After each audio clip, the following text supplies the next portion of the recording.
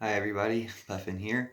I did a video yesterday about opening up the Church of Judas, starting the Church of Judas as predicted or prophesied by Jesus in the Gospel of Judas. And I just wanted to give a little background on the Gospel of Judas. This is what I remember from, I probably haven't read it in 8 or 10 years, and nobody had read it for 2,000 years. So what's so interesting about the Gospel of Judas is it contains a prophecy that comes true, in that Jesus tells Judas to betray him. To take it back from my own personal story, I'll say that as a kid, I was always suspicious. Jesus always seems to know what's going on in biblical events. He always just seems to know what's going to happen. So why would he have been, well, he wasn't necessarily surprised by Judas betraying him. He predicted it. But why was it so, not why would he not prevent it, but I don't know, why even let Judas do that? If you know he's going to do that, why let him do that? You know, he's your friend in addition to your disciple and stuff. Why let him go through with that? It just seemed problematic. It seemed mysterious. It didn't make sense to me and stood out as something that didn't make a lot of sense. And so it made more sense to read the Gospel of Judas. But as I was saying, nobody read it for 2,000 years. And this is the story behind the Gospel of Judas. It was probably written just a few years after Jesus died. It's kind of like the Gospel of Thomas, which is a apocryphal gospel, or a gospel that was not included in most of the collections of the Bible that we have. So there's lots of different books out there that weren't included. The Gospel of Thomas is a really good one to read, and that's been more widely available for a few decades now at least. The Gospel of Judas was also found, also probably from the year 40 or 50 or something like that. And it could be a little bit later than that, but I'm not really sure. It could be earlier than that too. But it wasn't found. There was no copy of it known to, modern humanity until maybe 1950. I'm not entirely sure. 1950, 1970. Sometime around middle of last century, this book was found. And then somebody sent it to an antique shop, or somebody got it at the antique shop and put it in a safety deposit box. Somehow I got put in a safety deposit box and left there for 30 years. And then somebody got it out, and then it took them, 5 years, 10 years to translate it or study it or something, or there was another stage if somebody else had it for a little while. Anyway, it didn't come out to the public to be read by the public until probably 2000, 2005, maybe 2004. I'm not entirely sure, but it's been at least 10 years or over 10 years now.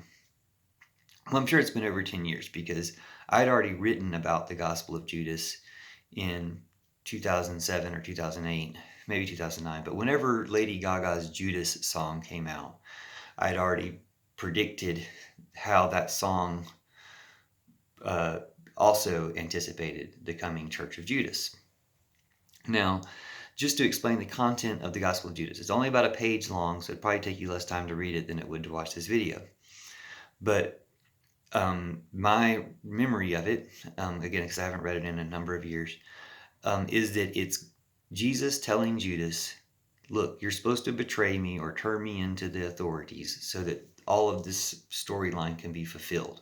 Then there's going to be a long period of time where everyone hates you and everyone says that you're just the worst. And then after that long period of time, it's going to be revealed. This is going to be revealed. This conversation we're having right now is going to be revealed, and people will appreciate you. And all the other churches that in this time period, these churches will have gone astray in their 12 different ways. They will have gone astray, and your church will replace them. The Church of Judas will replace all the other mainstream Christian churches. And the only problem I have with the Gospel of Judas is there's some wording as he's discussing how the different churches went astray that I kind of suspect has just been translated badly, or we just don't have the best word for the best translation of it. So if you see some problematic wording, you'll know what I'm talking about. But and again, it depends on how you understand that. But it seems like everything in the gospel is true in the sense that the churches have fallen aside from Jesus' teachings. There is a true teachings of Jesus that's yet to come back and restore and reform the church.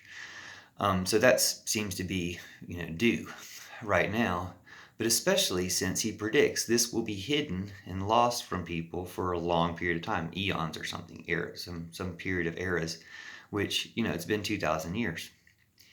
And that came true. This was hidden and then re-revealed to humanity after 2,000 years, which just to me gave a lot of credit to the power of and the authenticity of this gospel. So read the Gospel of Judas, think of what you think of it. But the big thing that I've thought about this for 10 years, that, well, surely this is true, and there will be a church of Judas that replaces the Christian church in its different forms and unites the Christian church into one united religion. Because the history of Christianity has been schism and fracturing for, the entire time. But it's also been military. There's been a confluence between military and religion in Christianity.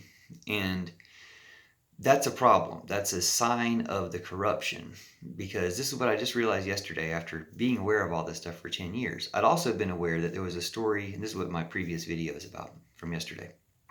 There's an idea that the reason Judas betrayed Jesus was not because he didn't like him or was, against him for some reason, turned against him, but because he did believe in Jesus and believed in the power of Jesus and wanted to activate that power for a revolutionary change, like an uprising. That doesn't make a whole lot of sense either, but it's the way they've explained it. And the problem is, Judas didn't really believe in the military. He believed in Jesus because he was told by Jesus to do this. It came across that way. And the people who have blamed Judas all these years are actually the ones who have believed in the military. They're actually the ones who put their faith in the military instead of in spirituality and God and the goddess and nature. And it's been at the cost of nature. So we've been completely the opposite direction, blaming Judas while committing the sin that we accuse Judas of. So it's projection and hypocrisy, and we need to undo it all. And when we do, everything will be good. So thanks for watching, and stay tuned.